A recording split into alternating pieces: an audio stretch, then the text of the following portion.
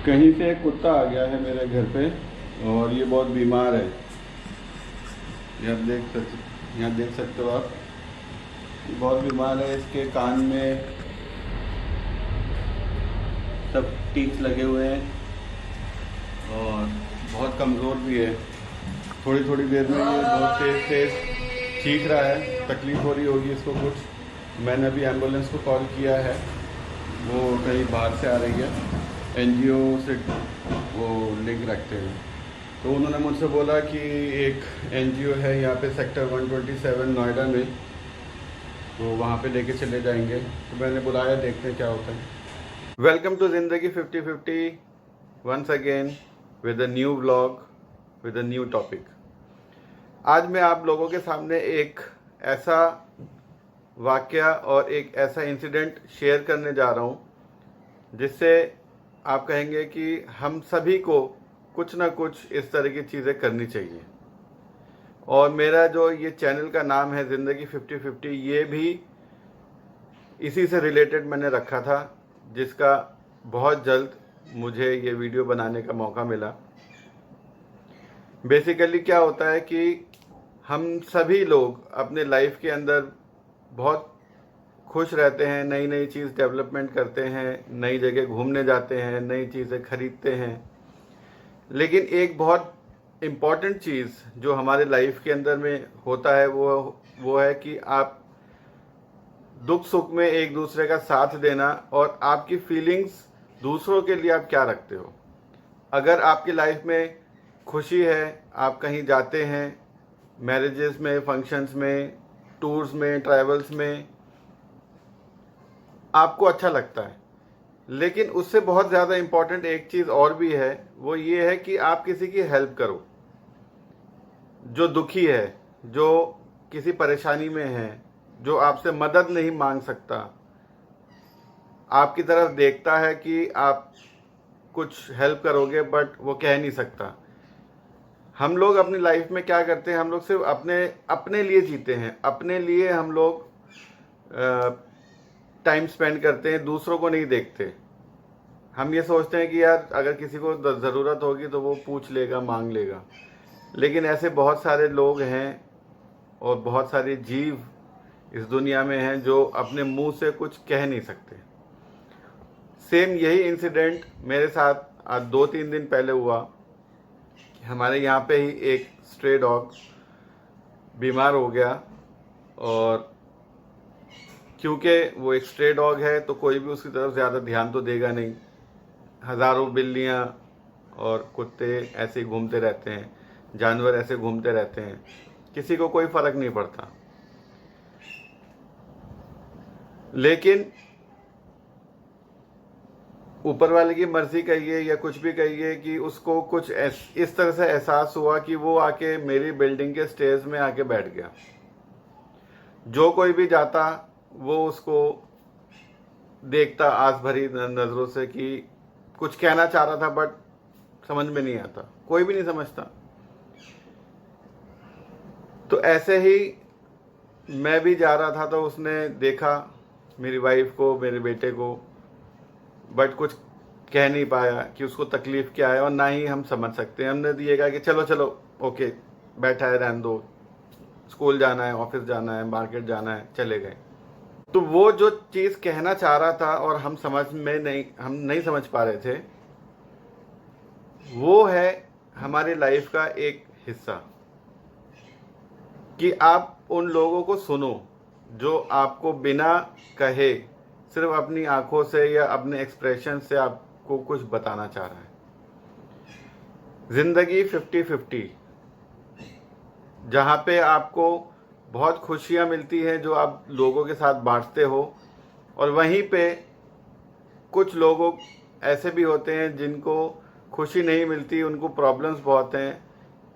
हमारा फ़र्ज़ होता है, आपका फ़र्ज़ होता है कि उन लोगों के साथ आप मिलो और उनसे उनका दुख बांटो, जिससे कि उनको अच्छा होगा। तो यही इंसिडेंट मेरे साथ हुआ। अब वो हम लोग 2-3 दिन से आ रहे जा रहे थे, उसके बाद में पता नहीं सडनली क्या तकलीफ़ थी, वो रात को बहुत ज़्यादा शाउट करने लगा। तो मैंने जाके देखा कि क्या हुआ। तो वो हाथ पैर मार रहा था बट कुछ कह नहीं पा रहा था। फिर मैंने एक एनजीओ है, मतलब एनजीओ मैं ढूंढ रहा था, मिला नहीं मुझे। मेरे आसपास कई सारे थे, मैंने उनको भी कॉल किया तो वो कुछ बता नहीं पाए। उसके बाद मैंने फेसबुक पे एक मेरे स्कूल से पास आउट है, उनका एक एनजीओ चलता है कुंडली में, मैंने उनको कॉल किया। और उनको कॉल करने के बाद में उनसे जब मैंने कहा तो उन्होंने फ़ोटोज़ वगैरह मांगी, मैंने उसको शेयर किया। तो उन्होंने वो फ़ोटो फेसबुक में और इंस्टाग्राम में वहाँ पे उन्होंने शेयर किया। तो वहाँ से मुझे एक कॉल आई कि सर आपके पास में कोई ऐसा जानवर है जो परेशान है और आपने उसके लिए किसी को शेयर किया था। तो मेरे पास में वो कॉल आई है, वो लीड आई है, तो आप कहाँ हो बताइए। तो वो मेरे पास आए, आने के बाद उन्होंने देखा, देखने के बाद बोला ये तो बहुत बीमार है, खाना कुछ खा नहीं रहा था, पानी भी नहीं पी रहा था, उससे चला भी नहीं, बहुत मुश्किल से वो चल पा रहा था। तो ऐसे परेशान होने के बाद में फिर वो करने लगे कि ठीक है, मैं किसी दूसरे एक एनजीओ से बात करती हूँ और उनको मैं बोलती हूँ कि वो इसको ले ले अपने पास। लेकिन अब ये है कि जाएगा कहाँ। जो मेरे स्कूल मेट थे वो मेरे से बहुत दूर थे, कुंडली तकरीबन 50-60 किलोमीटर्स, तो उनका आना पॉसिबल नहीं था। तो फिर यहीं पे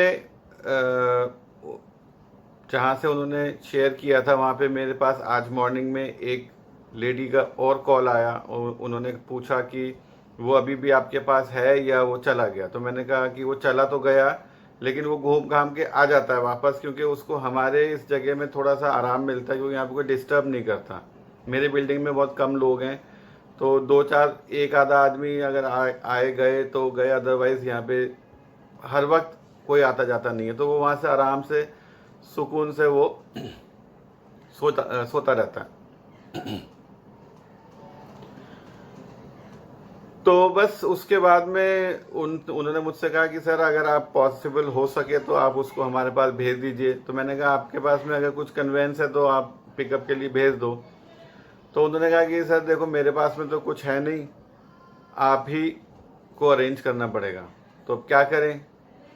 तो मैंने कहा, उन्होंने मुझे एक एम्बुलेंस वालों का नंबर शेयर किया, कहा कि आप इसको ले जाके और वहाँ आप उनको बताइए, उनको कॉल कीजिए और वो ले जाएंगे।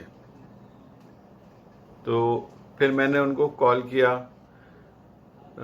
उनका अच्छा खासा बड़ा वो है, वो एनिमल एम्बुलेंस चलाते हैं और बहुत काम है उनका। तो मैंने उनको सुबह कॉल किया, हालांकि वो प्राइवेट एम्बुलेंस है तो वो चार्जेबल है, थोड़ा सा चार्ज पे करना पड़ा। तो वो विद इन 20 मिनट्स या 40 मिनट्स वो आ गए थे। तो उन्होंने मुझसे आके ये पूछा कि सर अगर हम आते हैं तो आपको इतनी देर उसको रोक के रखना पड़ेगा, ऐसा ना कि वो भाग जाए या चला जाए या कुछ हो जाए। तो फिर हम आ गए और फिर उस टाइम पे अगर वो नहीं मिला तो हमारा आना बेकार हो जाएगा। तो अब मैंने क्या करा कि मैंने उसको पकड़ के रखा, और पकड़ के इन द सेंस ऐसा नहीं कि मैंने पकड़ के रखा, मतलब वो मेरे जस्ट स्टेयर्स में था तो मैंने उसको स्टेयर्स में ही उसको डिस्टर्ब नहीं करा कि वो सोता रहे, और मैंने बाहर से जो है मेन गेट ऑफ बंद कर दिया जिससे कि वो अंदर ही रहे। तो एक बार वो उठ के देखा उसने कि मैं हूँ, तो क्योंकि वो पहचान चुका था मुझे कि मैं उसको किसी तरह का भगाता नहीं था, तो वो देखा, देख के और फिर वो सो गया। तो होप ये अच्छा हुआ कि वो सो गया, वो उठा ही नहीं। मीनवाइल ये एम्बुलेंस आ गई। आने के बाद में फिर उन्होंने मुझसे कॉल किया कि सर हम लोग आ गए हैं, बताइए। तो मैंने उनको लेकर आया। मैं आके उन्होंने देखा, देखने के बाद जैसे ही उन्होंने देखा, आप क्लिप में देखना, कि उन्होंने कहा कि यार ये तो बहुत बीमार है। तो कब से बीमार है? तो मैंने कहा देखो स्ट्रे डॉग है, अब मैं ये तो नहीं कह सकता कब से बीमार है। अब ये आया मेरी बिल्डिंग में, मैंने देखा तो मुझे थोड़ा सा एहसास हुआ कि यार चलो इसकी हेल्प करनी चाहिए, क्योंकि ये अपनी ज़बान से तो कोई कह नहीं सकता कि जी मुझे हेल्प चाहिए। अब हम लोग हैं, हम लोग, भगवान ने, ऊपर वाले ने हमारे को बोलने की फैसिलिटी दी है, हम अपनी फीलिंग्स एक्सप्रेस कर सकते हैं। हमारे पेट में दर्द हो रहा है, भूख लग रही है, प्यास लग रहा है, हम लोग बता सकते हैं कि हमें क्या हो रहा है। बट ये लोग कुछ नहीं कह सकते, इनको समझना पड़ता है। तो वही चीज़ है कि अब वो कब से है आई डोंट नो। मैंने उनको यही बताया कि भैया ये 3-4 दिन पहले आया, आके मैंने देखा ये इस तरह से बीमार है। पहले मैंने सोचा कि चला जाएगा, लेकिन ये यहीं रह गया तो अच्छा नहीं लगता कि इस तरह से वो पड़ा रहता है। तो इसीलिए मैंने फिर डिसाइड किया कि मैं इसको किसी ऐसे हॉस्पिटल में दे दूं जहाँ पे इसका इलाज हो सके।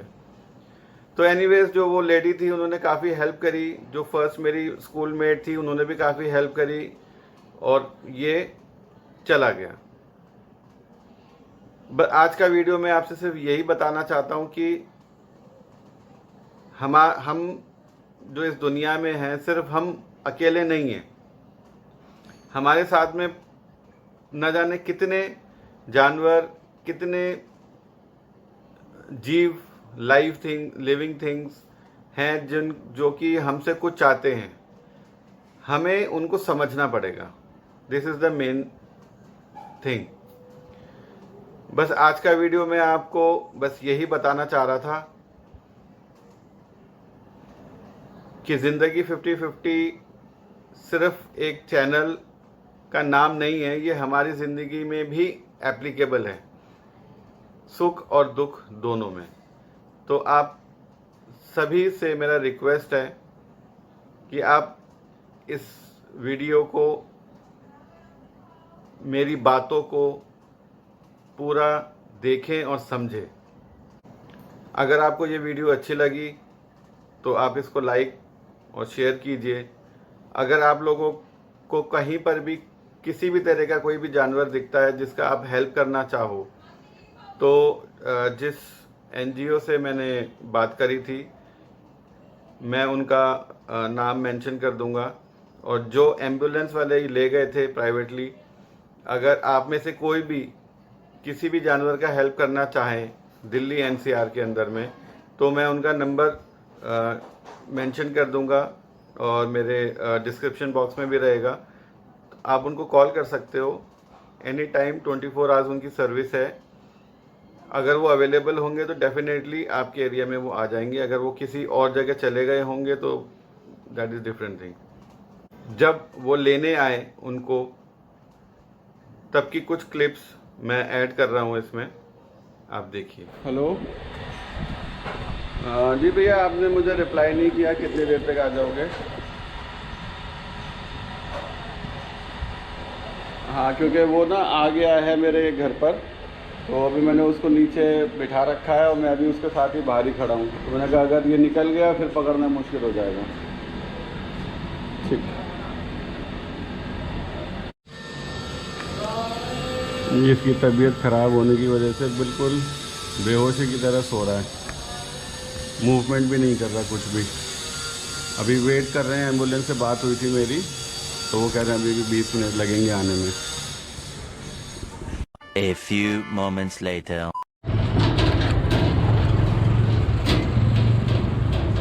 ये एम्बुलेंस वाले भैया हैं, लेके जा रहे हैं।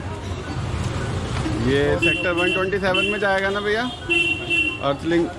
अर्थलिंग में। तो एम्बुलेंस में रखने के बाद भी उसने कुछ नहीं बोला, उसके अंदर में इतनी ताकत नहीं थी कि वो स्ट्रगल करता या कुछ कहता।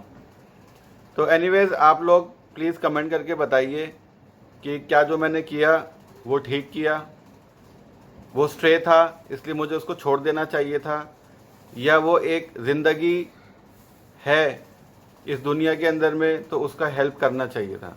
आप कमेंट करके बताइए कि आपके व्यूज़ क्या हैं। बाकी आप में से किसी को भी अगर कभी भी हेल्प करने का मन करे तो एनी टाइम आप अपने नियर बाई NGOs को कॉल कीजिए, और जो ये एम्बुलेंस वाले भैया हैं इनको आप कॉल करके हेल्प ले सकते हो। हालांकि पेड सर्विसेज हैं इनकी, ये चैरिटी नहीं करते हैं, आपको पे करना पड़ेगा। और जहाँ पे भी आपको भेजना होगा, जो भी NGO जहाँ पे भी सिचुएटेड होगा, वो वहाँ पे उसको ले जाके छोड़ देंगे। अगर आपको ये वीडियो अच्छी लगे तो मेरे चैनल को सब्सक्राइब और वीडियो को लाइक ज़रूर कीजिएगा। बिना सपोर्ट के आप यहाँ से मत जाइएगा। Thank you, bye bye, take care और अपना ख्याल ज़रूर रखिए।